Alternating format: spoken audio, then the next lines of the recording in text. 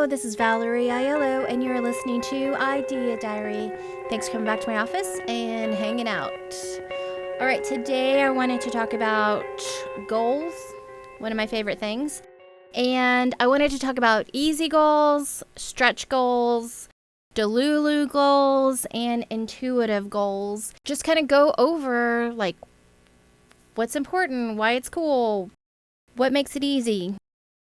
So obviously easy goals are goals that you can definitely achieve without worrying about if it's possible or not.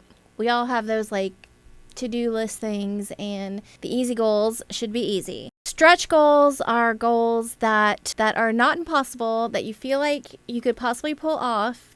However, if you don't achieve them, it's not the end of the world. You're still doing your thing and you're still making it happen. But having those stretch goals kind of mapped out, I think Kickstarter culture, they do a lot of these stretch goal things where they'll have their goals listed of what they hope to achieve with their Kickstarter. And then they have these extra stretch goals listed that if more people do donate more money, then they can achieve more. Then I was kind of thinking about this because this is something a lot of people talk about. So the Delulu goals are, how people call certain people delusional and they use Delulu to talk about them. I think that is a compliment more than an insult.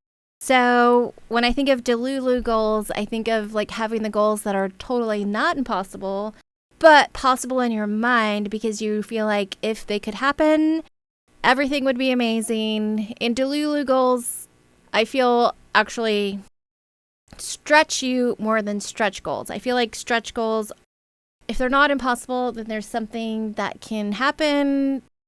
Then there are goals that can happen. And, you'll probably reach them, if you try a little harder. Then I was thinking that you should also consider intuition goals, which means sitting with yourself, thinking about your higher self, and trying to make plans accordingly.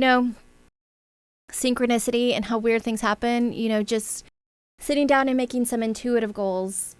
Like if you've read The Artist's Way by Julia Cameron, she has a thing that is called artist date. I kind of think of that as an intuitive goal. So an artist date is something that you do alone. You do not take other people, you do it alone, and you go to a museum on Fridays, or you take yourself to a movie, or you go by yourself to a coffee shop with a certain book. Making these intuitive decisions that they aren't necessarily going to get you anywhere, but some way, somehow, synchronicity, maybe you'll meet a new person that tells you one thing that you didn't know before, and that launches you into mega success. I feel like anything is possible, and having intuitive goals, whatever that is, that can mean a trillion different things. I'm just making it up. But when you have an overall big plan to achieve something and you're writing out your goals, having easy goals, having stretch goals, having Delulu goals, and having intuitive goals can overall make your project or whatever you're working on, your business, your overall career, whatever it is that you're doing. I think having these 4 goals written out, planned out, you could change them every day if you want. Your system doesn't matter, but at least adding these to your arsenal of plans, I think is a good idea. Because I talk a lot about backburnering things that aren't working out, but also aggressive patience is really important. And I don't know where I've heard aggressive patience, but I heard it in some YouTube video, I'm sure. But aggressive patience is kind of what it takes if you are trying to achieve something and it's not happening and you can't take it anymore, and say it's been 20 years since you started doing your thing and you still haven't gotten it. Aggressive patience is going to take you over a finish line because eventually stuff works out. You're going to have different eras. And when you have an era of you just need things to be easy, maybe you change plans, you change directions, you backburner things. And then there'll be the eras of you're ready to fight hard and do whatever you need to do to make things happen.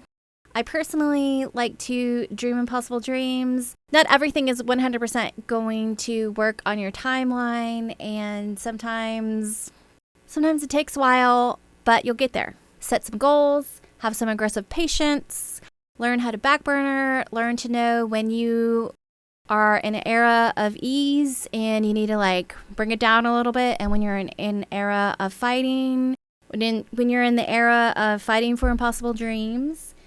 And that's the show for today. Thanks for hanging out.